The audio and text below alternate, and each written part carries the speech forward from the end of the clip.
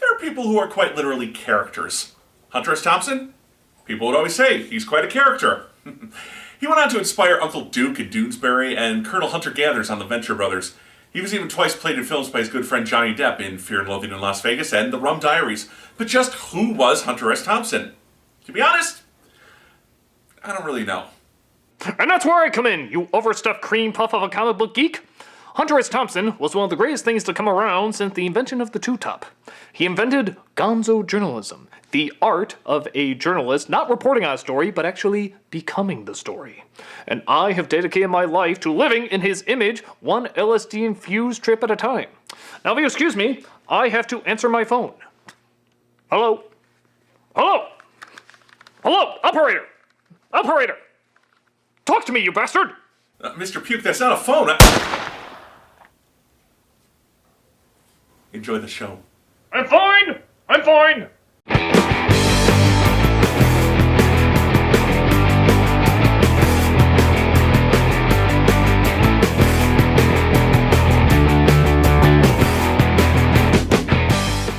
Hi everyone, welcome back to Comic Book Issues. I'm your host, the Last Angry Geek. So it should be obvious by now that the late Mr. Thompson had quite an influence on the cultural zeitgeist, inspiring characters of himself in comic strips, cartoons, even poorly produced internet shows. But did you know he even inspired a comic book? On a special flashback episode, we're going to dip into the Vertigo universe and review the first 3 issues of Transmetropolitan, created by Warren Ellis and Derek Robertson. Up in a secluded mountain cabin, a naked Alan Moore, aka Spider Jerusalem, is on the phone with his publisher. It seems he still owes them 2 books off a 5-year-old advance he received. Before he can open fire, the publisher tells him they expect the books within a year and hangs up. He'll have to go back to the one place he hates more than this mountain, the city. Shutting down all the bombs, mines, and guns he had to keep people out, although knowing they'll reactivate after he's left, Spider heads out. He has to be a journalist again. He stops at the local bar, Bastards, the only source of company and companionship he's had for the last 5 years, and blows that mother up. Finally! If there's one thing I've been saying that the static, silent images of comic books have needed for years, it's more loud explosions. Spider reflects that it was his book about an election that got him this 5-year deal. As he gets closer to the city, the Wi-Fi kicks in and his tablets and TVs fire up. At the toll booth, he asks, where is everyone? They're in the city. No one leaves and hardly anyone comes in. He thanks the toll operator for his help with a $5 bill tied to a dead rat.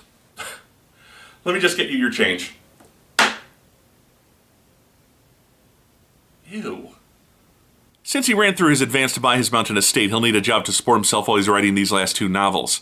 As reports of a transient revolution fill the news, Spider realizes he's stuck in traffic and decides to ditch his car and hoof it. Walking past street performers, hookers, and revolutionaries, Spider likens it to coming back alive after years of sensory deprivation. He stops at The Word, a news service, to see his old friend Royce. When they refuse to let him in, he punches out the desk clerk and runs through the offices screaming for Royce, only to find that he's now the city editor. That's great. Royce can offer him a job complete with insurance, residence, and resources. Spider's books are still popular enough that a column with his name on it is an attractive offer. After some haggling, Royce hires him. His first column will be due tomorrow, and it better be something printable. Spider explains he moved to the mountain to escape rabid fans who almost gutted him once. His fame was getting in the way of his writing. Finally, a character I can't relate to. My fame has never gotten in the way of anything. Aww. He gets his first disappointment when he sees that his new apartment is in one of the poorest sections of town. He bullies his Stoops drug dealer into running to the pharmacy so he can load up on attention-focusing over-the-counter drugs. It's time to write. He steps into his quote-unquote shower and gets all his hair burned off, revealing a scrawny, bald white man underneath with enough tattoos to make Steve-O from Jackass jealous. He gets his apartment's Brando-esque maker online to whip him up some clothes. However, when he gets an odd pair of 3DS glasses for his wearable camera, he realizes his maker is using the online equivalent of LSD. Randomly cycling through the news channels, he stops when he sees Fred Christ, the spokesman for the transient movement, a group of humans who are becoming aliens. Psh, that's nothing. I would regularly transform into an alien back in the 80s. That is, until my parents told me no one wanted to hear my Alf impression. Ha! No problem! Since the aliens who provide their genetic template have been granted sovereignty, Fred is declaring the slums occupied by the transients as off-limits to humans and exempt from city politics. Spider has his first story. He heads out. He's stopped by a guard at the edge of the Angel's 8 territory that the transients have claimed for their own. Now, how Spider gets past this drunken fool is so clever, so innovative, so simple, yet so revolutionary that will literally change how stories are written in the future. From now on, whenever someone needs to get past a guard, they can pull this move and offer a silent prayer of thanks to the great innovator that is Spider Jerusalem. Spider grabs the man's cigarette and burns his eye. Spider tells him how easy it was for him to get past this barricade. When the police eventually arrive, they'll probably just kill the man. The only human in the sector, he can feel the tension. He asks a homeless woman with a baby where he can find Fred Christ. She only points him to a bar after he tells her that her baby will die unless he talks to Fred. As he heads out, she tells Spider that Fred is the father of her baby. Spider's not surprised. He arrives at the bar. Alien Nazis. Floor it.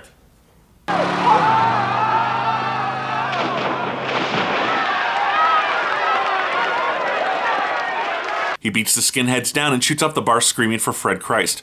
Fred finally finishes and arrives.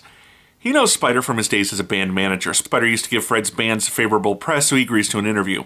Fred explains that when aliens arrived on Earth, they didn't have much to trade. Genetic transformation became briefly popular in South America, but no one really saw a future in transforming into an animal. But transforming into a sentient alien species had its appeal. The aliens sell their genome to survive, while the transients transform into greys. Although the benefits are unknown, as no transient has yet to complete the transformation.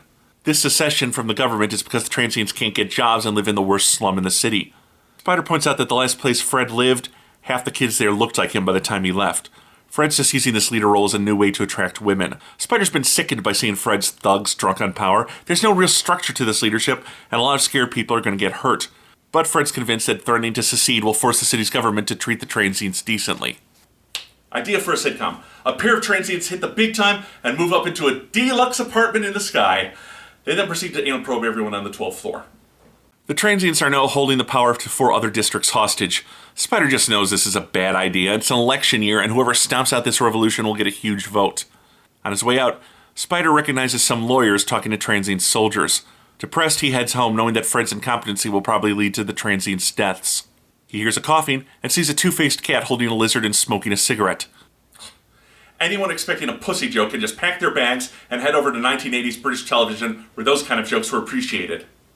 Spider calls the cat ugly and she lunges before dropping on her face. He takes pity on the old girl and brings her in for some food. He hears a ringing and tracks down the phone in his toilet. Royce is on the other end, demanding his column. When he finds out it's an interview with Fred, he's not happy. That jerk will talk to anyone. Spider promises to send Royce the column via email before teaching the cat to piddle on the phone, shorting it out. However, news breaks out of riot squads attacking the Angels 8 sector, and Spider dashes out the front door. By day's end, every transient will be dead. Spider's not sure what to do about it, but he knows he has to be there. Driving into Angels 8 in a commandeered taxi as riot-armored cops take on angry transients, Spider realizes this should never have happened. The transient movement was too disorganized. Someone set this riot up, paying off the appropriate parties. He stops at Bazoom's. Ah! Bazoom's!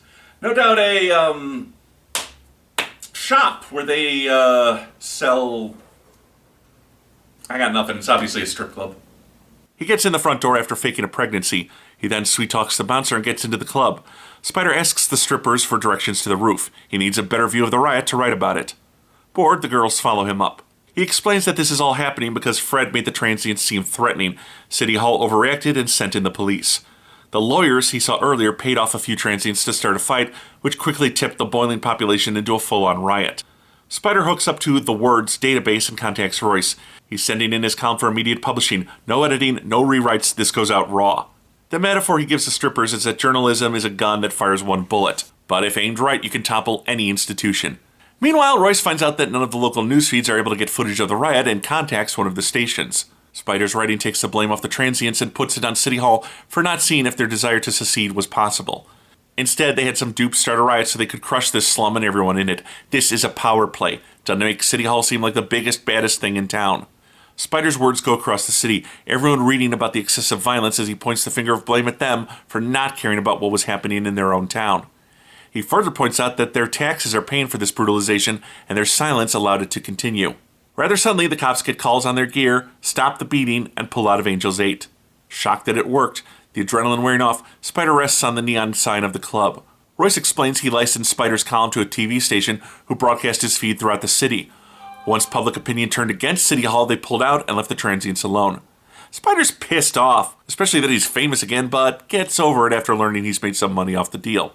Walking home with a sense of accomplishment, especially as Fred Christ was caught with an underage girl during the riot, Spider doesn't notice the car pulling up next to him.